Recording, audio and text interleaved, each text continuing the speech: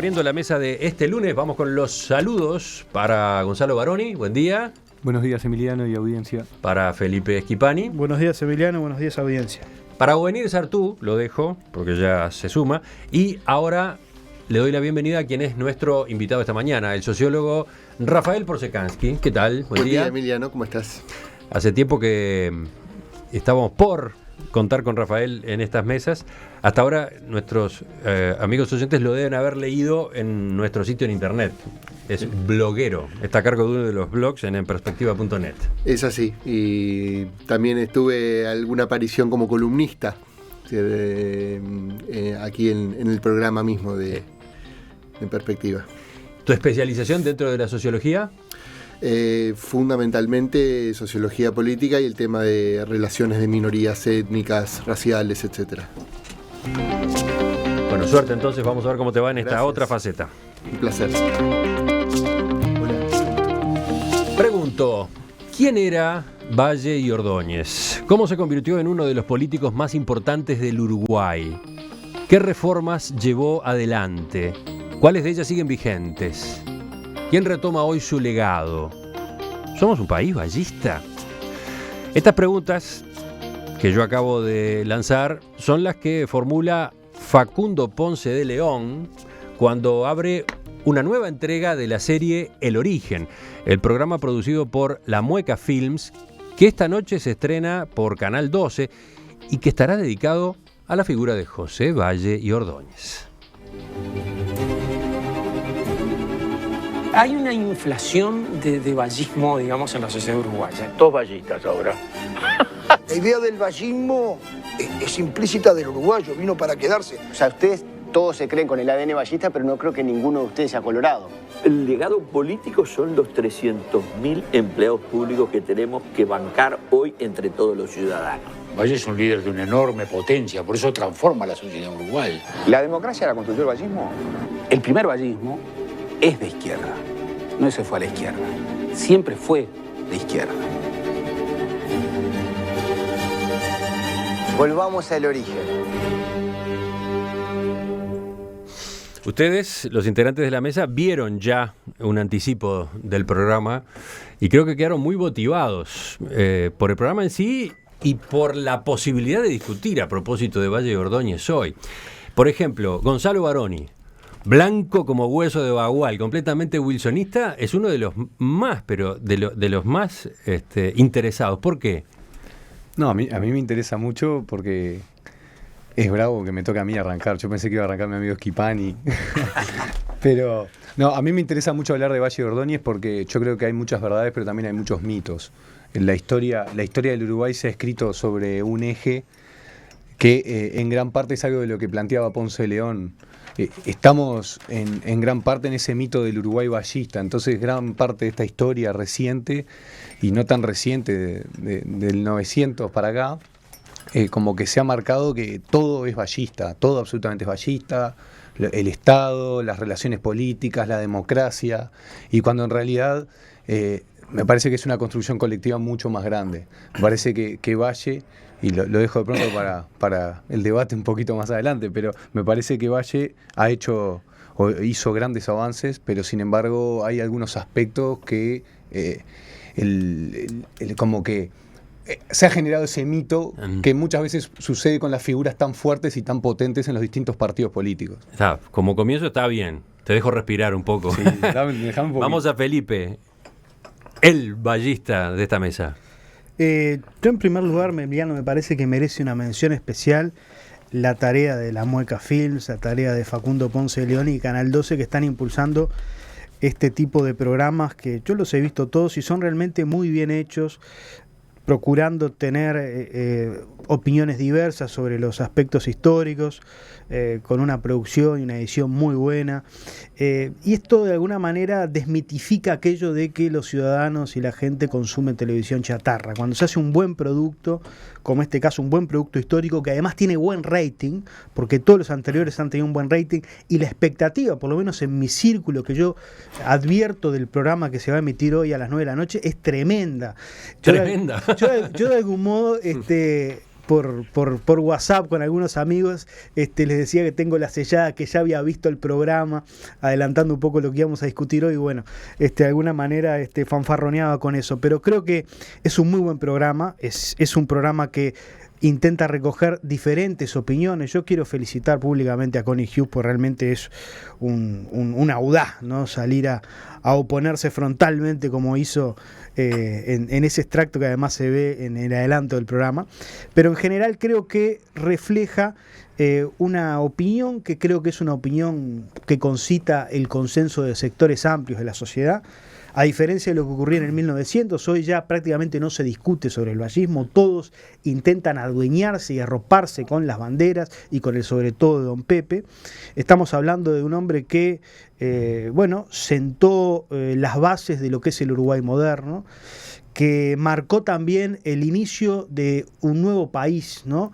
De alguna manera en el programa se expresaba. Yo creo que ese enfrentamiento con Saravia marca de alguna manera el enfrentamiento de dos tiempos, ¿no? Sin desmerecer a Saravia, que fue un líder que aportó muchísimo, pero Saravia representaba un poco, de algún modo, el Uruguay del siglo XIX, ese Uruguay pastoril y caudillesco, ese Uruguay de los enfrentamientos civiles, y Valle representó de algún modo la nueva época, la nueva civilización. Y concuerdo con lo que dice Gonzalo, hubo aportes ineludibles del Partido Nacional en su época, más allá de visiones antagónicas que se tenían con el herrerismo en aquel entonces, hubo aportes importantes a lo que fue la construcción de ese Uruguay moderno.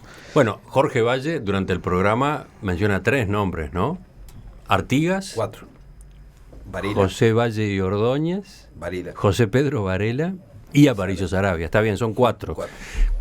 Ese es el cuarteto que elige Jorge Valle. Y es muy cuidadoso cuando llega el nombre de Saravia, ¿no? Sí, lo dice al final. Ah, ¿tú tuviste la sensación esa? Sí, lo dice al final y lo dice, bueno, ¿Se le estaba olvidando? Sí, yo creo que se le estaba olvidando. ¿Por qué? Porque entramos en esa historia del debate que lo que está diciendo Felipe es lo que yo no comparto. El fin de un Estado y el comienzo de otro. No es el padre del Estado moderno. Sartú, Buenir. ¿Qué decir? Yo suscribo todos los elogios que al programa me pareció estupendo, en la capacidad de aunar información, amenidad. Sospecho que profundizar en lo que fue la obra de Valle, más aún debe ser difícil en televisión. Digo, tal vez es el único punto que uno se queda como con ganas de, si cuando se reseña la obra por texto escrito, en fin, podría uno aspirar a que hubiese un capitulito que profundizara en los efectos de la gestión de Valle, pero es fabuloso, me parece que despierta el interés, y aún los que siempre nos atrajo la figura de Valle, nos aporta cosas, y escuchar los testimonios me parecen excelentemente elegidos, ¿no? Fantástico. Según cuenta el propio Facundo Ponce de León, lo que hacen en estos programas es elegir un historiador que funciona como hilo conductor. Y después hay un diálogo coral de voces para los distintos temas. En esta ocasión el protagonismo le corresponde a Gerardo Caetano, pero hay otras voces desde la historia, ¿no? Por ejemplo, la de Ana Ribeiro, por ejemplo, la de Carlos de Masi, por citar 2 casos. Claro, no, pero a mí lo que me pareció fascinante es la historia de alguna manera, herederos de las tradiciones de Valle, de Saravia, es decir, el aporte de gente que de alguna manera vuelca su historia familiar. Jorge Valle, un descendiente de Washington José Pablo Beltrán, Francini Valle. Francini Valle, es decir, una cantidad de personas que tienen en su historia familiar enraizada con este fenómeno del vallismo y de las luchas de los enemigos de Valle también, ¿no? Es decir, pero esos testimonios se enriquecen mucho porque es mucho menos frío, mucho menos abstracto. Cuando uno ve, por ejemplo, la reacción de la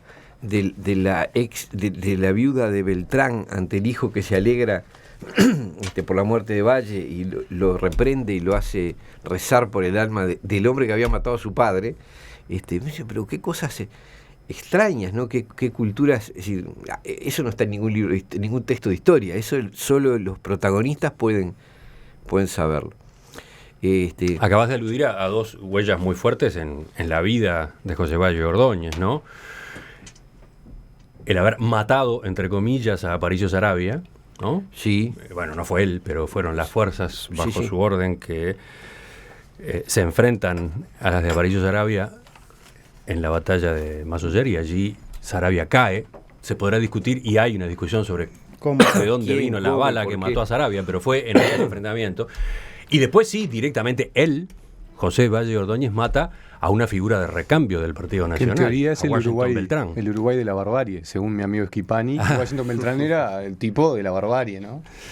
Washington Beltrán, periodista del diario El País, que a raíz de un editorial es retado a duelo por Valle Ordóñez, y en ese duelo el tiro termina con la vida de ese caudillo emergente. Lo que no podemos caer cuando analizamos la historia es en anacronismos, es pensar con la cabeza de hoy, del siglo XXI, hechos de hace 100 años. El duelo en aquel entonces era absolutamente normal, E ilegal. pacíficamente aceptado por toda la sociedad. Hoy lo vemos como una barbarie, como un acto de locura absoluta.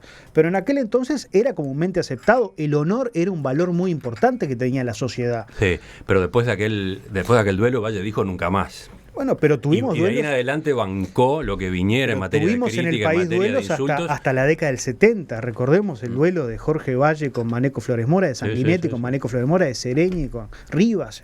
Rafael, te toca a ti ahora. Mucho colorado. Bueno, me sumo a los compañeros en cuanto al placer que significó ver este episodio del Origen, que no tiene, a nivel de documental, no tiene nada que envidiarle a cualquier producción extranjera. En contraste, por ejemplo, a lo que es la ficción uruguaya, e incluso argentina, en comparación a las ficciones de otros países. Creo que esto es de un nivel superlativo.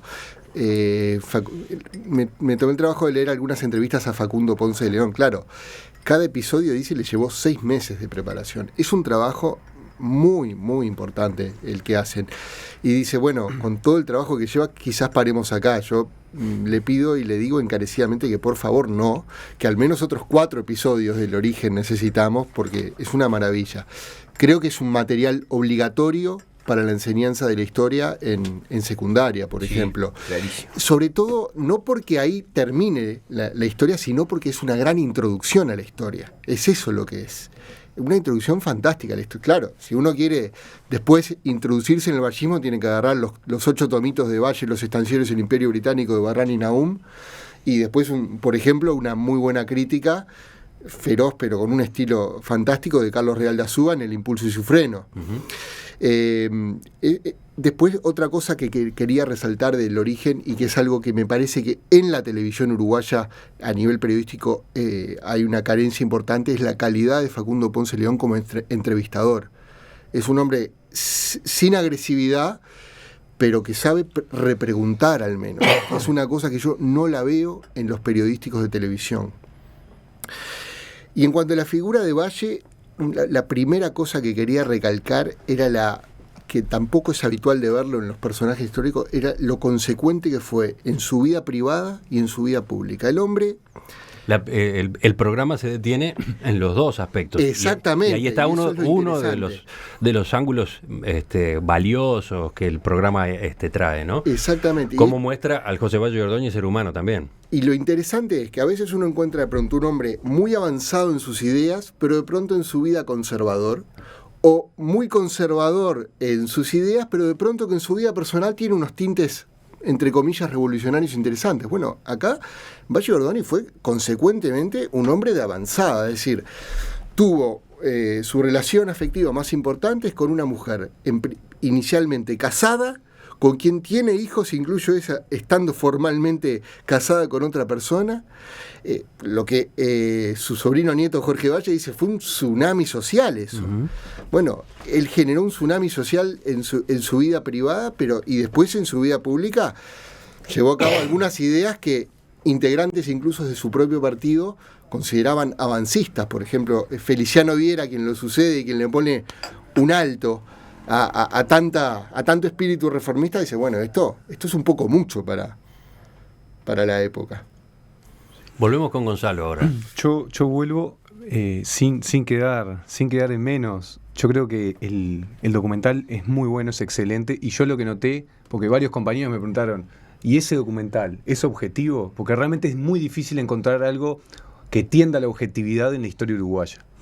Y realmente yo me encontré con mucha objetividad, me encontré con muchas voces, me encontré con realmente los temas, por ejemplo, lo de Saravia, que uno podía llegar a pensar, bueno, con la historia oficial vallista, de pronto lo de Saravia iba a ser tomado como un capítulo en estos libros de Barrani Nahum, que es un capitulito a la pasada, como tantos hechos blancos en la historia. Sin embargo, yo lo encontré muy objetivo, le dedico un buen tiempo a la oposición. ¿Por qué? Porque justamente Valle es una construcción que no es solo de él, es una construcción de él y de la oposición, es del sistema político en la totalidad, de su oposición intrapartidaria. Es un hombre que trasciende los tiempos, porque piensa, en un momento se dice, una de las virtudes de Valle no es que pensaba en los próximos 5 años, sino que pensaba en los próximos 100 años. Uh-huh. Y creo que es una de las cosas que logró. Pero es una de las cosas que logró también por su contexto. Era un contexto en el cual el país estaba requiriendo cambios. Había unos cambios que se estaban pidiendo a nivel social, a nivel político, a nivel económico. A nivel social, bueno, algunos cambios los planteaba Rafael en el sentido de sus temas personales, lo que le estaba sucediendo. Algunos hablan que, bueno, ¿y por qué empuja hacia el divorcio? ¿Por qué va hacia el divorcio? Y bueno, su situación personal lo llevó a reflexionar al respecto y vio, más allá de que era una ley de avanzada, lo vio a reflexionar de que no podía hacer que en la sociedad se reprimiera a una mujer que tomara la decisión de separarse de su marido o de volver a casarse. Yo creo que esa es de las virtudes. ¿Cómo tomó algunas de sus actuaciones personales o de su vida personal, cómo lo pudo llevar a plasmar en la sociedad en general? Y que como todo cambio, al principio genera reacciones, al principio genera molestias. Después hay un tema que para ir un poquito contra ese mito, en lo político, yo no creo que era un hombre de avanzada. A mí no me parece, y bueno, ahí no. Ahora sí se picó la discusión. No quiero ser anacrónico ni nada por el estilo. Pero que en ese momento en la sociedad solo votara el 5% de la población, eso no es moderno. Y que cuando se le piden cambios de coparticipación de las minorías y él lo rechaza, eso no es de hombre moderno. En un momento, Garcés, en ese documental habla de, no podemos hablar que el Uruguay moderno es vallista, no. El Uruguay moderno, en algunos aspectos de legislaciones sociales, legislaciones económicas, puede ser, pero la democracia no se puede hablar que sea vallista, ni que la democracia la hayan impulsado desde sectores revolucionarios, desde el vallismo, no. La democracia en gran parte se impulsó por esas revoluciones y por esas luchas en las urnas que dio el Partido Nacional también. Porque en muchos momentos se habla de la civilización y la barbarie, que ahí insisto, eso es gran parte de la historia vallista, eso es gran parte de la historia oficial que se ha querido inculcar. Porque, como decíamos, Washington Beltrán era un tipo de barbarie, Javier de Viana era un tipo de barbarie, Luis Alberto Herrera era un tipo de barbarie, gente que peleó para que exista el voto secreto, para que no esté más el voto a mano alzada, para que haya coparticipación en los distintos aspectos. Acá las minorías no participaban. Los Ahora, jefes Gonzalo, políticos no participaban. Que fuera un hombre con ideas para en su momento, muchas de ellas novedosas, no significaba que fuera perfecto. Yo creo que lo que tú señalás no es necesariamente contradictorio con lo otro. Es decir, evidentemente que en ese plano de la participación de los blancos en el poder, Valle Ordóñez estuvo... De las minorías igual, Rafael, de las minorías. Porque no participaba nadie más que no fuera Pero sobre todo el los blancos, vallismo. porque yo quería destacar una figura que tuvo entendimientos importantes con José Valle Ordóñez y que también fue un gran hombre de avanzada y una figura central de la política uruguaya, que fue Emilio Frugoni. Emilio Frugoni tuvo un rol muy importante como generador de ideas y también en muchos momentos con coincidencias muy importantes en lo social con ese viejo vallismo, ¿no? Entonces, estás hablando de un hombre socialista. De un socialista, claro. Fundador del socialismo en Uruguay. Fundador del socialismo. El evolucionismo revolucionario, como le gustaba llamar a Emilio Frugoni su socialismo. Es decir, no era un hombre perfecto, y yo creo que particularmente con el Partido Nacional tuvo ese, y eso está justamente en el impulso de la realidad de la ciudad, esa negación de Valle hacia la otra mitad del país, hacia lo rural, hacia lo que de alguna forma no coincidía con sus visiones, fue un elemento rengo del viejo vallismo, eso es indudable. Felipe. fue tal la influencia que tuvieron otras figuras. Tú nombrabas a Emilio Frugoni, yo nombro a Acevedo Díaz. Valle llega en el 1903 a la presidencia de la República gracias a los votos de Acevedo Díaz, que era el líder de una fracción del Partido Nacional. Correcto. Los famosos blancos calepinos, ¿no? Calepino había sido un caballo que había tenido una carrera que había sido media cuestionada y se les puso el mote. O sea que hubo vastos sectores que no pertenecían al Partido Colorado, muchos anarquistas que sentían en el vallismo, bueno, ese Uruguay nuevo que se estaba formando. Pero ¿cuál era la situación política del país? ¿Cuál era la situación del Uruguay del 1903? Era un Uruguay dividido en dos, era un Uruguay con dos gobiernos, un gobierno en Montevideo y otro gobierno en el Cordobés. Entonces, esa era lamentablemente la situación de un país, ¿no? Que alguien escribió como la tierra purpúrea, ¿no? Porque era la constante guerra civil, la constante enfrentamiento. Y bueno, y Valle funda una época, y a partir del 1904 se acabaron en Uruguay las guerras civiles, o por lo menos las guerras civiles con cierta perdurabilidad, más allá de algunas intentonas, y pudo construirse un Estado unitario y un Estado que empiece a tomar, en definitiva, terreno en diferentes áreas. Y en cuanto a la participación política, Valle funda el primer partido político, que fue el Partido Colorado, como lo concebimos hoy, con una participación activa, con asambleas toda la semana, con convenciones, con órganos ejecutivos. Él era consciente que necesitaba una estructura política fuerte para sostener y para impulsar todos esos cambios. O sea que propendió desde siempre a la participación y fue el impulsor de la reforma del 16, de la nueva Constitución de la República, que fue un cambio drástico a lo que era la Constitución de 1830, en donde se permitió la participación, se permitió mayor participación de la que existía. ¿Cómo se permitió? Una democracia es bueno, básico se habilitó, utilizar el sinónimo que te parezca. Se instaló ese colegiado bicéfalo que no era el que Valle quería, pero trasuntaba todo en esa despersonalización del poder. Por él no creían en la presidencia de la República, no creían en el poder concentrar en una sola persona. O sea, no se puede decir que Valle no era un líder político que propendiera hacia la participación política. Me parece que eso es equivocado. Me da la sensación de que hoy tenemos un contencioso aparte entre Gonzalo y Felipe, ¿no? Gonzalo, ¿vas a agregar algo ahora? Breve, porque tiene que hablar o venir. No, sí, yo le quiero dar la palabra a venir, pero bien cortito. Yo me quedo con él, se permitió. Para Valle no era un mandato que participara la oposición o que participara la otra parte del país. Porque recordemos que en 1903, a veces que los jóvenes hablemos de historia queda como anacrónico, pero que en 1903 el Partido Nacional estuviese levantado en armas, significa que en 1897 había un pacto en el cual habían jefes políticos de la oposición que tenían que participar en las distintas organizaciones territoriales en el interior del país. Y eso fue violado por el gobierno de Valle y Ordóñez. Por lo tanto, ahí hubo un nuevo alzamiento armado que derivó en la Constitución del 16 y demás, que no es que se permitió, sino que realmente se hizo moderno, porque la democracia también había que hacerla moderna, no solamente la participación urbana de los trabajadores y tantas otras leyes que ahora más adelante podemos ir hablando. Sí, yo escuchaba la discusión entre Gonzalo y Felipe y siento de alguna manera que los dos tienen razón. Digo que hemos llegado a un punto en la historia en la que discutir sobre Valle y sobre la oposición blanca a Valle es como discutir si uno es hijo del padre o de la madre. Creo que no puede explicarse en nuestro presente sin Valle, como no puede explicarse en nuestro presente sin la acción del Partido Nacional, de los blancos, en definitiva, ¿no? Me parece que son dos...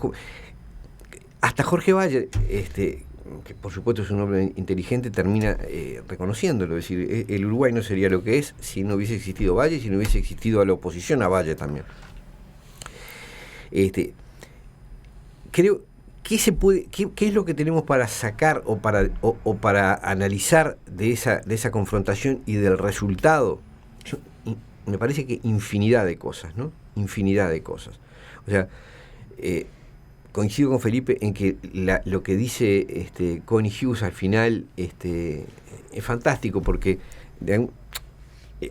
claro, él lo dirá como algo absolutamente negativo, pero él dice, bueno, pero el vallismo nos dejó este estatismo, o lo que dicen algunos otros críticos también de origen nacionalista, ¿no? Es decir, la cultura de la facilidad. la idea de que el Estado todo puede ampararlo, todo puede resolverlo,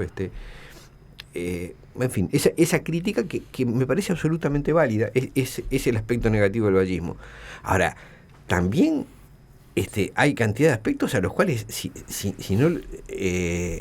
renunciáramos a ellos dejaríamos de ser lo que somos. Es decir, la idea, por ejemplo, de que la sociedad tiene que hacerse cargo a través del Estado de los problemas sociales y de alguna manera materializar la solidaridad social, es una idea profundamente vallista, que cuando Valle trae esa noción al Uruguay, en ningún lugar del mundo se aplicaba. Él había visto en Europa discutir sobre la socialdemocracia, pero todavía no se había ejecutado, no se había implementado. Después se iba a implementar, y tal vez aún con más desarrollo que en el Uruguay, pero en ese momento todavía no existía en ningún lado, y la implementó materialmente acá. Es así. O sea, me parece que es imposible en este momento, en estos espacios que tenemos, analizar el peso que todo eso tiene en nuestras vidas. No deja de ser cierto, además, por ejemplo, que Valle llega a su primera presidencia por los medios más arteros que eran las reglas de la política en su época. Es decir, era un juego de camarillas, de conciliables y de alianzas para lograr el poder, y así llega a su primera presidencia. Y que en la primera presidencia lo que se dedica a hacer sobre todo es consolidar el poder del Partido Colorado, y es real. Ahora, que en su segunda presidencia crea un Uruguay y unas cabezas en el Uruguay totalmente distintas, también es cierto. La dejo por acá porque si no... ¿Qué ibas a agregar? Respecto a lo que decía Ovenir, que es particularmente además destacable el hecho de que el vallismo se da en un país inserto en América Latina, es decir, el continente en el siglo pasado y en este siglo también el más desigual por asalto del mundo.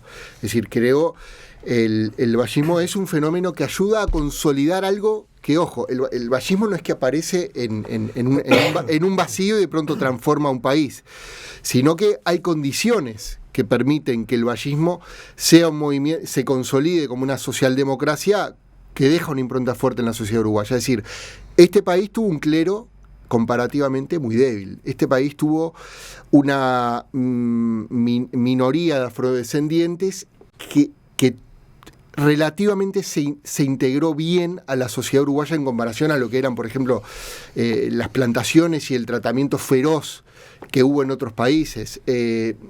Este país exterminó a los indígenas y por eso no tuvo el problema de la integración indígena. Hubo un montón de condiciones sociales y estructurales que permitieron que el vallismo tuviera éxito.